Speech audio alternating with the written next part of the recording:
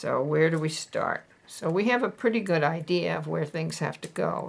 What you can do is take this out here and draw around the outside perimeter so that you can align things when we start taking things apart again. I'm going to draw just the outside perimeter, just so that I have a footnote of where things are going to go. And this will require some thought and some planning on your part. You don't have to put everything in on this particular sketch, because we're going to pull everything apart again, but we got to make sure that we can line it all up the same way that we have it laid out now.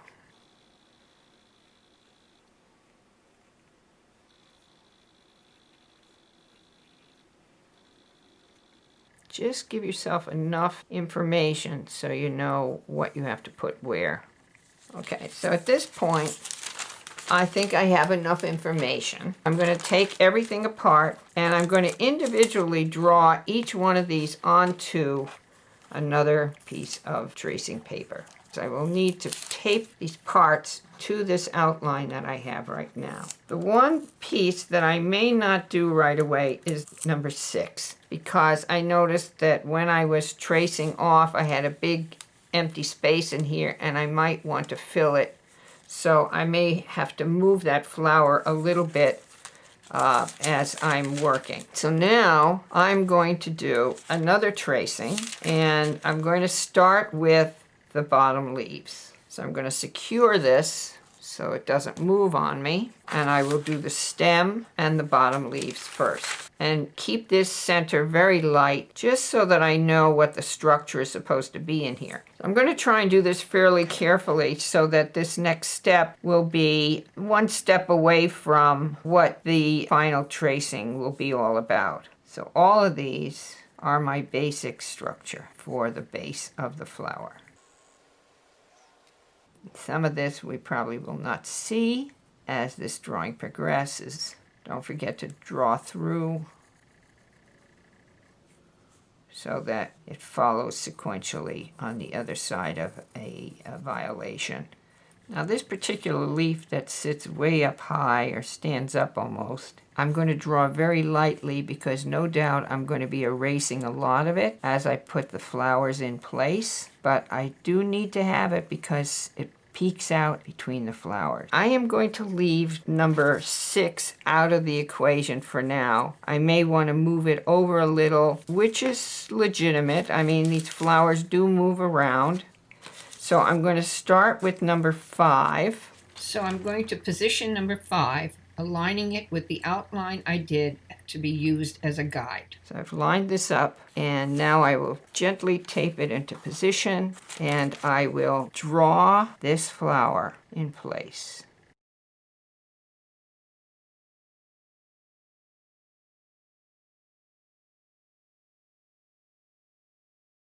And you can see that it overlaps the leaf underneath. So what I'll be doing now is I will be erasing the leaf where the flower is in front of it. Just like you did when you were doing leaves on a branch. You started in the back and then you went to the front. Come down through here and attach itself to the base. Make sure it's aligned with the base, even if you have to curve it a little. Remember, these are growing specimens, so they have a tendency to move, and so that means you can move them a little bit as long as you are not making it do something that it shouldn't do. So now I'm going to take my eraser and I'm going to get rid of these lines that have something to do with that leaf underneath. And anything else, so that this just becomes part of the main drawing. All right, so we have our first flower. Now I'm going to take this guy off of here and we're going to put in number 3. And 3 is in front of this other flower. So what's it going to do? But I think that we're in good shape. So we're going to tape this down so it doesn't move. Realign our top tracing, and you can do that using the base of the flower stem and its bottom leaves. And we should be able to draw this next flower. So we got a lot of things happening here. So what I'm going to do, because it's hard to see what's going on, I'm going to put a piece of white paper behind this flower so I can see what's going on with that flower. And it looks to me like I got a bit of erasing to do here, so I'm going to do that first because this flower is more important than the last flower because it's in front.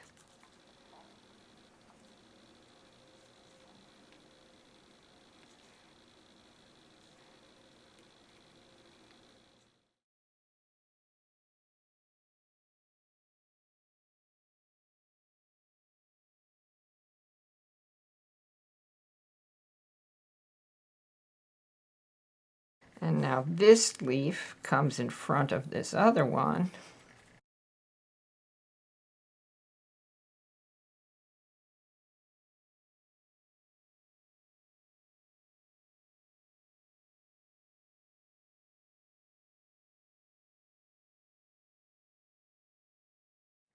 Start erasing.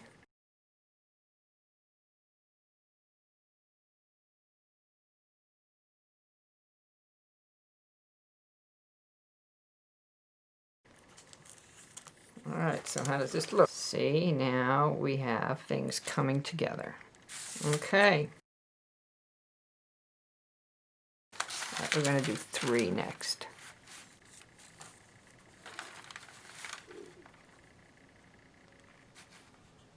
Okay, line this top page up again with what's already there. And now we're going to add number 3. And you can see 3 is pretty easy to see.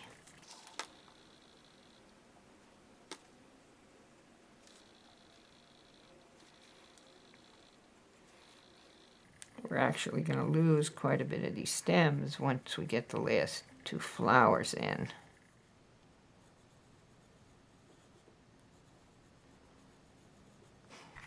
So 3 is finished, and now we'll move on to 2.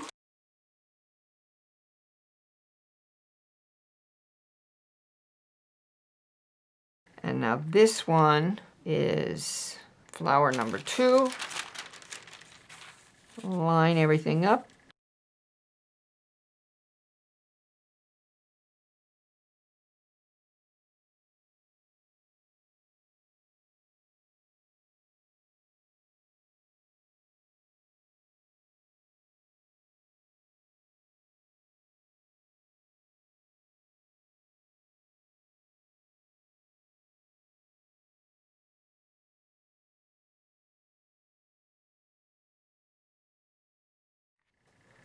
This is our last flower that needs to be transferred. And as you can see, we're going to erase a lot of this flower that's underneath.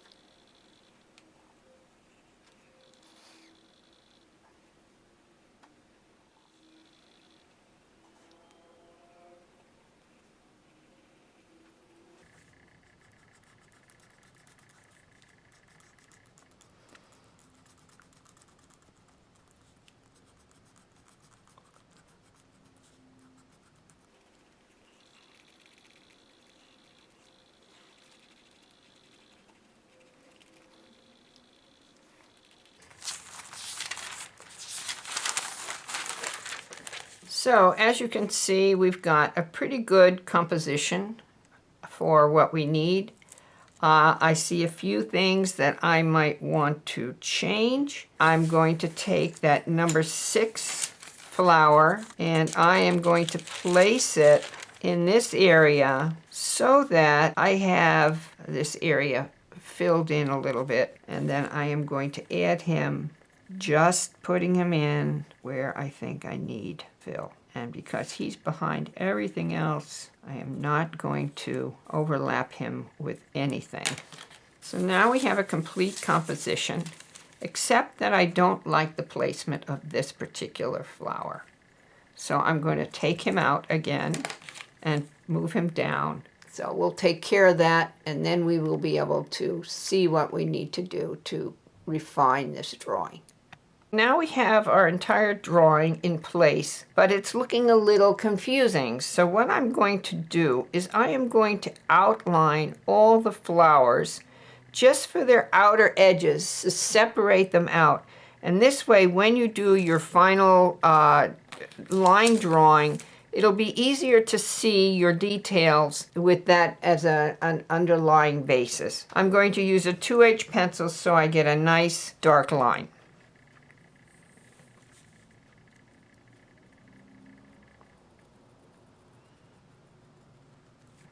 I'm not going into the flower at this point. I am just drawing the outlying structure attached to this particular flower.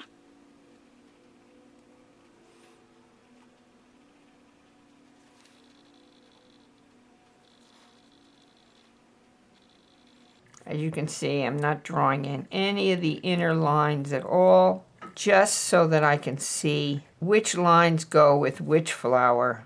And we're going to do this with the entire drawing.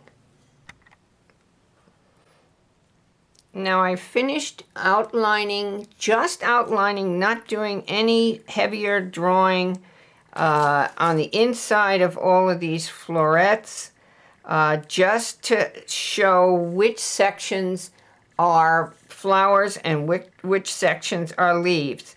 I did add a leaf in here, so that's hiding a lot of what comes together at the base of the stem, but I think that will work out just fine. This is a very complicated flower because there are so many parts to it. I've decided to leave out the sixth flower, and I'm just going to show an indication that there should be one there just by putting in a stem that will tell the viewer that there should be another flower in there. But I think for the sake of clarity and composition, this particular flower or group of florets looks better with just the 5 flowers. And in terms of composition, the number 5, odd numbers, actually works better for the arrangement itself. So these are very basic forms right now. Now you're going to have to go in and you're going to have to refine all of this, and before you go to drawing paper, in order to get a really nice drawing. So that is going to be my next step. So I will take this, I will lay it under a sheet of tracing paper, and I will start another line drawing, really looking at my subject and making sure that I have all the fine details that are required in order to do the rendering on this particular subject.